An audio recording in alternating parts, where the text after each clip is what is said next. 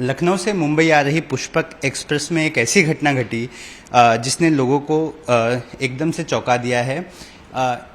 8 लोगों ने मिलकर डब्बे में चोरी की, लोगों को लूटा, इसके बाद एक महिला के साथ रेप करने की कोशिश भी की। इसी विषय बात करने के लिए हमारे साथ मुंबई जीआरपी कमिश्नर सर हैं, उनसे पूछेंगे।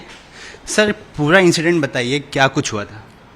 ये इंसिडेंट इस तरह का है कि लखनऊ मुंबई पुष्पक एक्सप्रेस जो कि एक सुपरफास्ट ट्रेन है, ये रात को मुंबई पहुंचती है।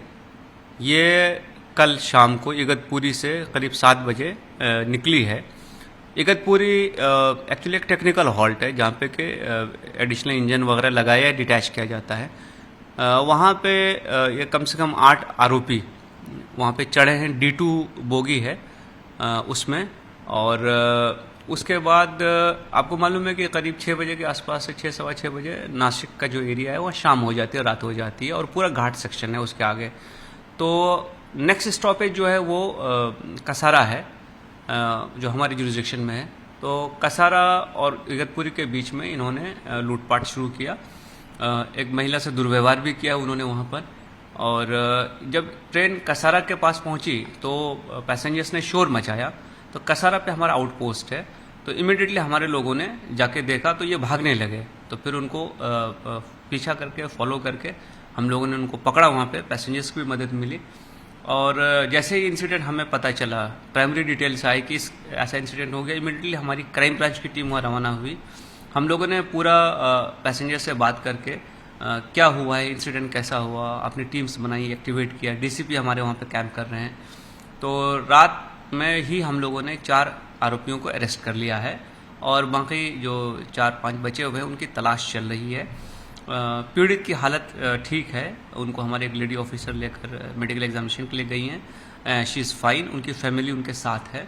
और करीब 98,000 के आसपास रुपए का माल भी इसमें लूटा गया था, जिसमें 35,000 से ज़्यादा का माल हमने रिकवर भी कर लिया है। हमें उम्मीद है कि हम इसको और रिकवर कर लेंगे। अभी हमारी एडिशनल टीम्स भी वहाँ पे मौजूद हैं और नासिक पुलिस और भी वहाँ पहुँच रही है। नासिक आईजी से मेरी बात हुई है, नासिक एसपी से मेरी बात हुई है। ये एक्यूज या क्रिमिनल्स जो हैं, ये गोटी एरिया जो कि इगतपुरी से ज़रा सा आगे नासिक के इसमें है, वहाँ के रहने वाले हैं। और उनका जो गैंग लीडर है वो हमें मिल गया है। हम उनका प्रीवियस रिकॉर्ड भी चेक करवा रहे हैं और मुझे लगता है कि हम जल्द ही सारे आरोपियों को पकड़ेंगे। And we will see to it कि this is perfect investigation, and we will see to it that these people who have committed such kind of heinous crime are taken to task and they face the full fury of law. Sir, आपने detect तो कर लिया crime, लेकिन सबसे बड़ा सवाल हर वक्त यही लोग उठाते हैं कि महिलाओं की सुरक्षा का क्या, क्योंकि जिस तरह से ये 8 लुटेरों ने मिलकर महिला के साथ दुर्व्यवहार करने की कोशिश की, ऐसे में आप पैसेंजर्स को कैसे अश्योर करेंगे कि आने वाले भविष्य में ऐसा कुछ नहीं होगा? क्योंकि रात का समय है, सारे पैसेंजर सोए थे, रिलैक्स में थे, और ऐसे में इस तरह का एम्बुश होना मतलब काफ़ी सुरक्षा को लेकर काफ़ी चिंताजनक बात है। सिक्योरिटी हमेशा से एक इवॉल्विंग सब्जेक्ट रहा है। मेरी सुबह से जो है सेंट्रल रेलवे के सीनियर ऑफिसर से, डीआरएम साहब से चर्चा चल रही है कि हम चीज़ों को और कैसे बेटर करें, कैसे इंश्योर करें। जैसा कि मैंने आपको बताया कि इगतपुरी स्टेशन जो है वो पहाड़ों के बीच वाक़ है और नॉर्मली वहाँ पैसेंजर मूवमेंट होता नहीं है।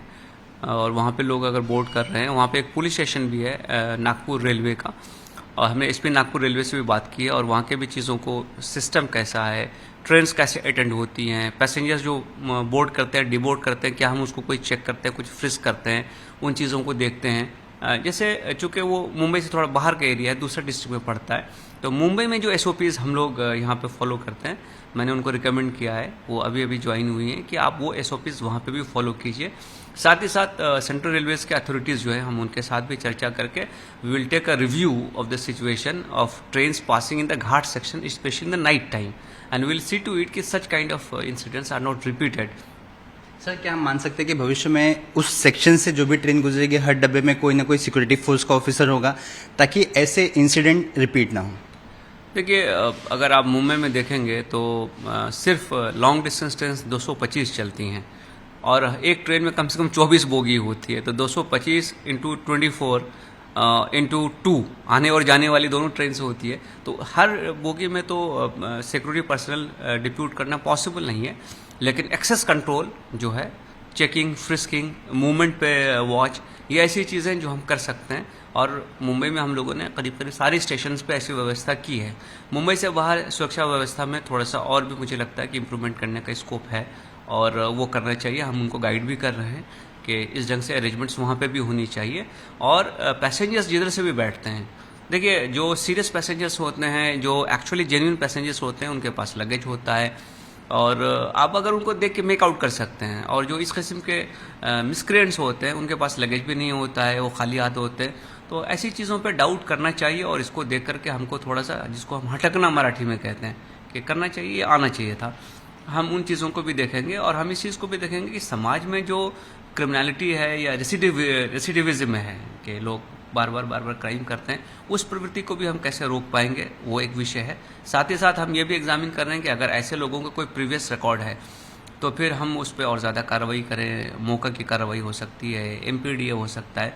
ऐसे जो भी लीगल टूल्स हमारे पास अवेलेबल हैं, we will utilise all those tools. इसीलिए मैंने एक शब्द में, एक लाइन में बात कही थी कि they will face the full fury of law and we will see to it कि आवर पैसेंजर्स आर सेफ। धन्यवाद। तो हमारे साथ केसर खालिद सर थे, जिन्होंने बताया कि 4 लोगों को गिरफ्तार कर लिया है, 4 आरोपी अभी फरार हैं जिन्हें टीम ढूंढ रही है। इसके अलावा पूरी उस रूट का कैसे और भी सुरक्षा को बढ़ाया जा सकता है, इस विषय पर रेलवे के अधिकारियों से भी बातचीत चालू है। कैमरामैन श्रीकांत इंगले के साथ सूरज ओझा, ABP न्यूज़, मुंबई।